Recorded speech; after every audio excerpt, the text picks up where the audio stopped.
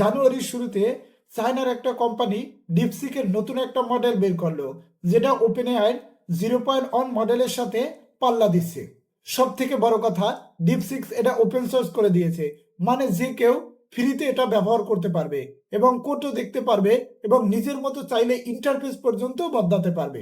যেখানে open AI crore crore টাকা ব্যয় করে একটা এআই তৈরি করছে আর সেটার সাবস্ক্রিপশন বিক্রি করছে, মানে আপনি বা আমি 3 থেকে 4টা প্রম্পট দিলেই অটোমেটিক প্রিমিয়ামে যাইতে পারে। সেখানে চায়না তার থেকে অনেক অনেক কম খরচে যে এআই মডেলগুলো তৈরি করছে এবং সেটা বিনামূল্যে ব্যবহার করার সুযোগ দিচ্ছে। এছাড়াও এআই রেভলিউশন নিয়ে বিশাল আকারের যুদ্ধের মতো চলছে। ট্রাম্প তার রাজ্যগুলোতে চাইছে যে এআই বাতিল করে দিতে, মানে তার রাজ্যের জনগণ এআই ব্যবহার করতে পারবে না।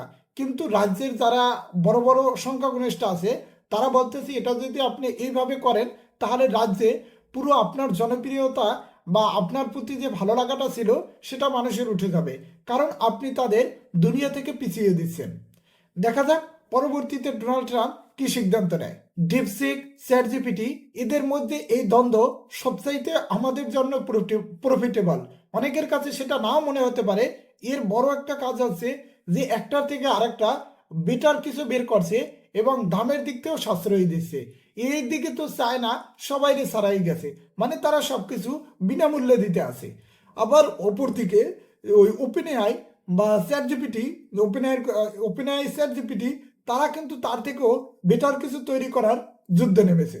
তবে এই যুদ্ধে আমাদের জন্য সবচাইতে গোল্ডেন অপরচুনিটি, কারণ তারা যদি একটা কোম্পানি হতো তাইলে আমার মনে হয় না যে বাংলাদেশে আমরা এটা ব্যবহার করার মতো এমন সুযোগ পাইতাম। তবে এই যুদ্ধের কারণে হয়তো আমরা ফ্রিতে অনেক অনেক রিসোর্স পেতে আছি বা আমরা দুনিয়ার সাথে তাল মিলিয়ে চলতে পারতেছি।